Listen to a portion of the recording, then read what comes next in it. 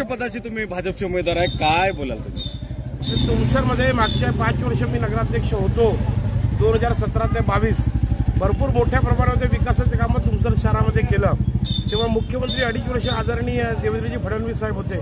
आजपर्यंत तुमसरमध्ये इतका पैसा कोणी आणू शकले नाही, विकासाचे कामं जे कोणी करू शकले नाही तेवढे कामं मी याच्यामध्ये करून दाखवले. 5 वर्षामध्ये माझ्या नगरसेवकांना माझ्यावर कुठल्याही भ्रष्टाचाराचा आरोप मी लावू दिला नाही आणि कुणी भ्रष्टाचार करू दिला नाही. माझ्या आधी भरपूर लोकांनी जमीन जायदाद विकण्याचा काम नगरपरिषदेचा केला. जेवढी विकलेली जमीन होती ते नगरपरिषदेला परत आणण्याचं काम मी केला आणि ताकदीने काम केला. कुठेही कमी पडलो नाही. पण एवढाच कमी पडलो की मी फक्त माझ्या केलेल्या कामाचा प्रचार केला नाही, त्याच्यामध्ये कमी पडलो. तुमसर शहरामध्ये इतका विकास केला त्याची काही लिमिट नाही. हा सगळं लोकांना माहीत आहे. काही लोक अपप्रचार करतात पण त्याच्याने काय होत नाही.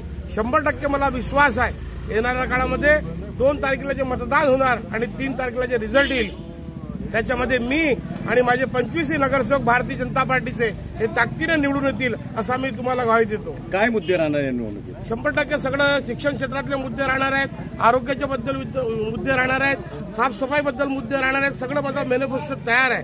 येणाऱ्या काळामध्ये 1-2-3 दिवसामध्ये पब्लिककडे येईल की सगळ्याच गोष्टीला कुठेतरी तुमसरला एक स्मार्ट सिटी बनवण्याचा माझा प्लॅन आहे, तयार पण आहे.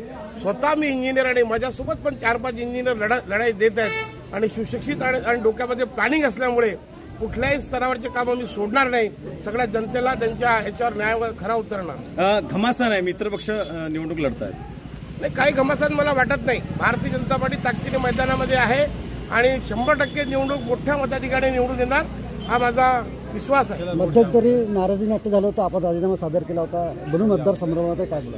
नाही, ते थोडाफार माझा वैयक्तिक विषय होता. त्याच्यामध्ये पक्षाचा काही विषय नव्हता. माझ्या वैयक्तिक अडचणीमुळे मी राजीनामा दिला होता पण पक्षाने तो मान्य केला नाही.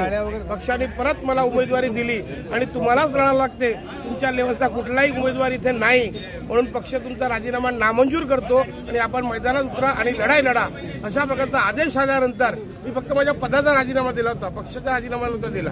माझे पद कुठेतरी राजीनामा दिला आणि पक्षामध्ये सुद्धा कार्यकर्ता म्हणून काम करणार असं मी जाहीर केलं होतं. पण पक्षाला त्यांनी ते मान्य केलं नाही म्हणून मी परत मैदानामध्ये मला उतरवलं पक्षाने आणि मी सगळ्यांचा आशीर्वाद घ्यायला निघालेलो आहोत.